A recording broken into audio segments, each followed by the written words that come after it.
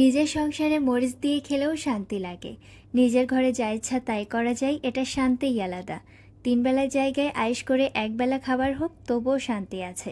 সব নারীর নিজের একটা ঘর হোক, নিজের একটা সংসার হোক। ধনী হওয়ার শখ আমার কোনো কালেই ছিল না, তবে আমি চাই আমার স্বামীর নিজের একটা ছোট্ট বাড়ি হোক, যে বাড়িতে শুধুই আমার শাসন চলবে।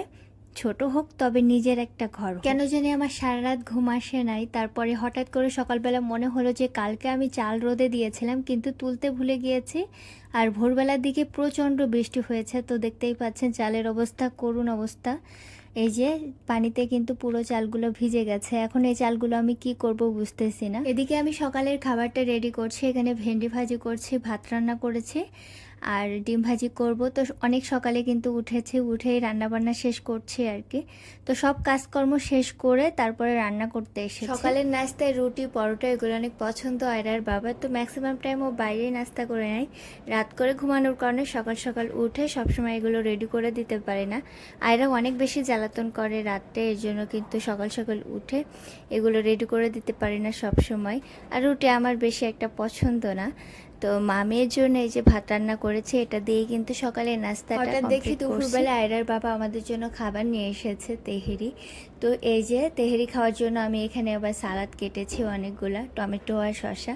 তেহেরি, বিরিয়ানি, পোলাও যার সাথেই বলেন না কেন, সালাদ ছাড়া একটুও জমে না। তেহেরিটা খেতে আলহামদুলিল্লাহ অনেক বেশি মজা ছিল। আয়রা এমনি সাদা ভাত খেতে একদমই পছন্দ করে না, কিন্তু তেহেরি, পোলাও, বিরিয়ানি এগুলো পেলে ও নিজে থেকেই খায়।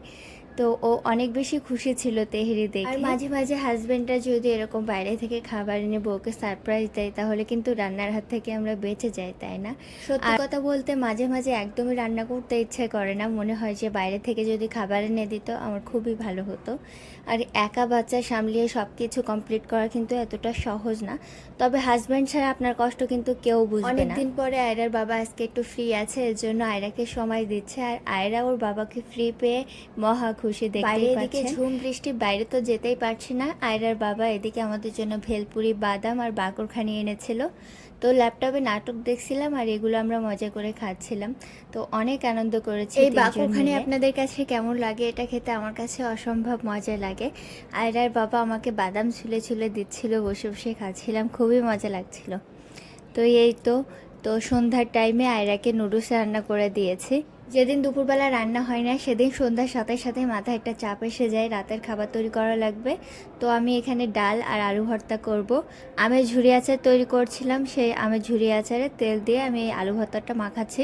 অসম্ভব মজা লাগে আমার এই তেল দিয়ে আলু ভর্তাটা মাখালে। যে কোনো ভর্তা কিন্তু ভালো লাগে এই তেল দিয়ে মাখালে। ডাল রান্না করলে আলু ভর্তা তো মাস্ট বি থাকবে, ডালের সাথে আলু ভর্তা না হলে যেন জমেই না। তো এই ছিল আমাদের রাতের খাবার। ভিডিওগুলো আপনাদের কাছে কেমন লাগে অবশ্যই কিন্তু আমাকে কমেন্ট করে জানাবেন। আর যদি আমার এরকম ব্লগ ভিডিও দেখতে চান, তাহলে কিন্তু প্রতিনিয়ত আপনাদের সাথে এই ভিডিওগুলো আমি শেয়ার করব। সেম নামে আমার ইউটিউব চ্যানেলও আছে, সেখানেও সাবস্ক্রাইব করে দেওয়ার অনুরোধ রইল। তো আজকের মতো এখানেই বিদায় নিচ্ছি, দেখা হবে অন্য কোনো ভিডিওতে। আল্লাহ হাফেজ।